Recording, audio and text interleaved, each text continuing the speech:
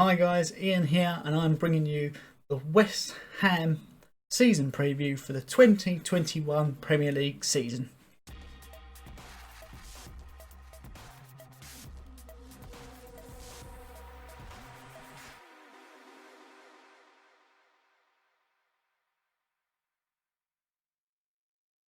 This year marks 125 years of West Ham.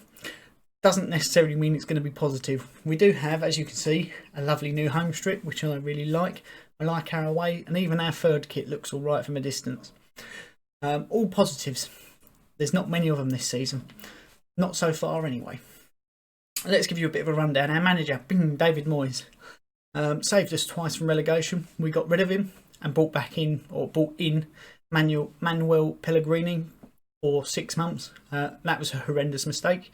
Then we brought David Moyes in to save us again. He's now been undermined by the board, and players are being sold that he wanted to keep. Would we begrudge him for resigning at this point? Probably not. And that's shown in a poll that I've run recently. 91% of you think that it would be okay if he resigned. You wouldn't blame him. Our club captain, Mr. West Ham himself, Mark Noble, is still playing. Will this be his last season? Quite possibly. He said last season that his legs are going a little bit.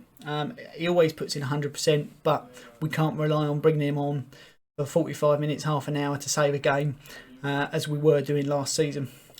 Our vice captain, Declan Rice, fantastic player, future England captain in my opinion, one of our best players that we've had in a long time. Still very young. And Chelsea are after him. Can we keep hold of him? I think that's key to this season. Signings that have come in. Thomas Soucek. He was on loan for the last half of last season. Was fantastic. And then obviously we've signed him on permanently, which is a great bit of business. I think he's going to end up as our top scorer this year, providing he doesn't get injured. We've had a few outs. Zabaleta's gone, Sanchez has gone, Ngaki has gone, Ajeti's gone, Hugel's gone, Diangana's gone. Right, so yeah, we've had a few outs. Doesn't look like we're going to have many more ins. That's not to say we're not, but at this point we've got 18 million to spend allegedly. You can't really get many players for 18 million quid. Not that are worth any money. Not that are worth buying anyway. Premier League. Where should we be finishing? We should be finishing mid-table without a problem. And I say mid-table, that's anywhere from 8th to about 12th, I would say. Where do I think we're going to finish? Looking at the Betway Cup, I think we're going to finish 19th. The players don't seem to want to play anymore. And a lot of them have publicly stated they are very angry at the board. So I hope that doesn't transfer into the season. And we are able to push on and actually perform at the levels we did at the end of last season. League Cup, let's go on there next. It's already started. The first round's already gone. I think we're going to end up getting knocked out in the third round when we come into it by some lowly team. Accrington Stanley probably comes to mind. That's usually the West Ham way, is we will struggle through a horrendous 90 minutes, be outplayed on every part and concede a last minute goal. Would it be a surprise if that happened? No. Would I like a cup run? Yes, but I would prefer it to be in the FA Cup, which we're going to move on to now. The FA Cup, I reckon we'll get to 5th round if we have a really good performance, quarterfinals. That starts later in the year. So if we look at it realistically, players' heads will have dropped by then. If we're not playing well, players will want out, and that will become hard to push together a cup run. So yeah, optimistically, I'd like to see us in a quarterfinal, but I think 5th round is probably where we're going to see our demise in that competition. We haven't got any more competitions to go over. I do think our top scorer is going to be Thomas Soucek, as already mentioned. Top assists, I'm going to put down one of three. I've got 3 players. I'm going to say it's either going to be Jared Bowen, Josh Cullen, or Aaron Cresswell. Now that last one, people will say, "Oh, but he's rubbish." Well, he hasn't. He's been very consistent over the last few seasons. Well, since he's been at the club, it's only the last few seasons he's become a little bit more inconsistent. He's had a few injuries. He's been dropped a couple of times, but he's got a cross on him, and he does like getting forward. And I would say he's probably one of our better left backs because he can defend. Yes, he does get found out at times, but which West Ham player doesn't? Which West Ham player doesn't? Where do I think we need to strengthen? I think we need a goalkeeper. We've got Fabianski, who is fantastic, but when he gets injured, leaves us with Darren Randolph or David Martin. Neither of which I would say are Premier League number ones. I would put Darren Randolph maybe as a number 3. We've got Nathan Trott and Joseph Ayang, but are they ready to be number 2? Possibly, possibly not. That's a little bit of a throwing him in the deep end and having a look. Player that comes to mind, Jack Butland. We were linked with him a couple of years ago. He's been playing at Stoke still. I think we could pick him up relatively cheaply, and what a number 2 to have. Still got the potential. Great shot stopper. Just say stuck in a very, very poor team at the moment.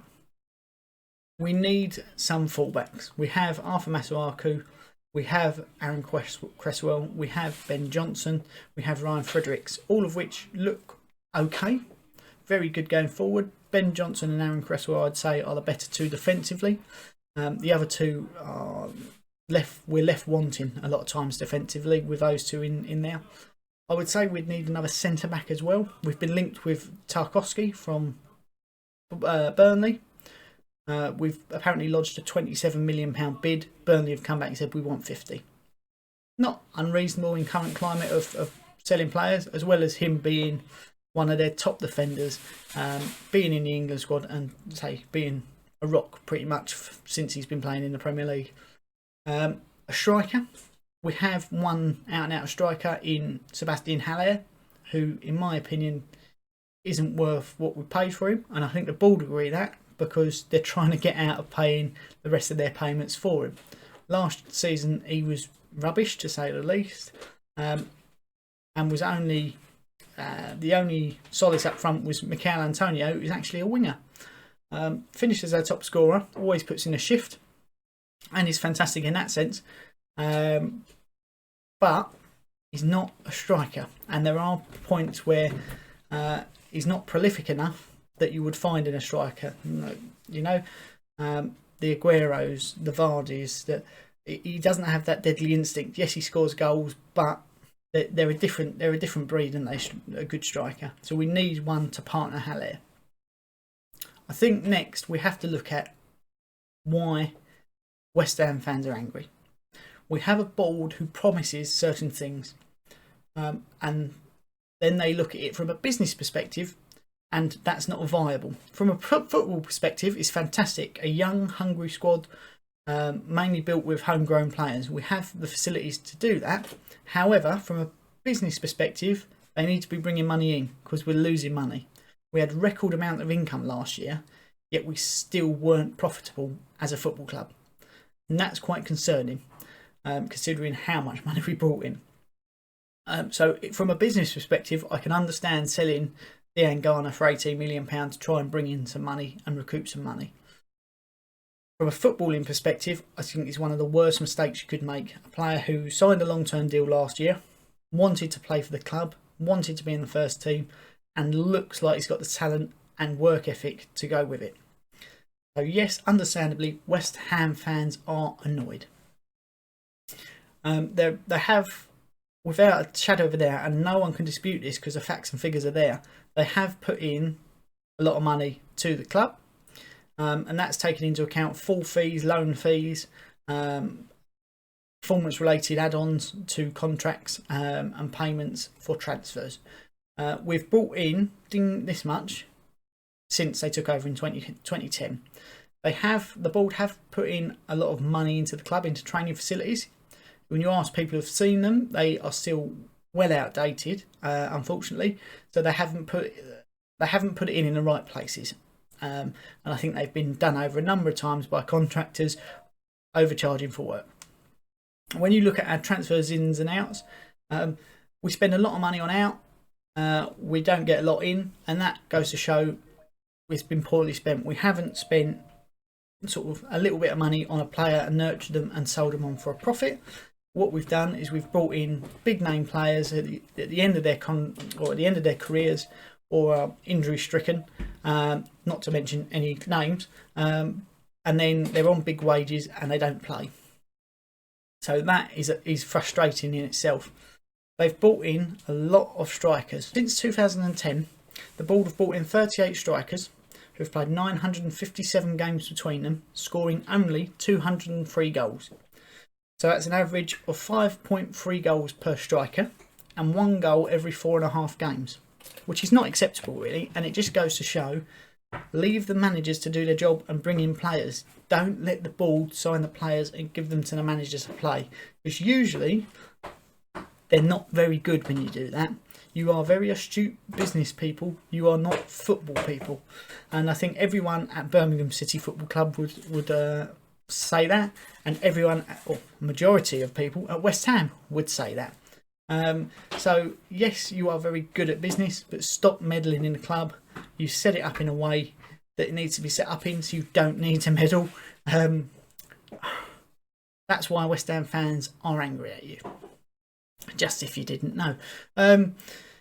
What I would implore West Ham fans to do is, if you, by all means, it's your right to protest before the game, it's your right to protest after the game.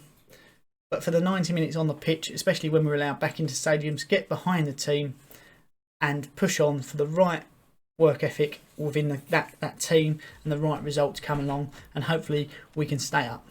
What I would say is we will outlast the owners, because we will be here forever. They won't necessarily. So until then, I've been Ian, true West Ham fan. Make sure you're subscribed for more, and we'll see you soon.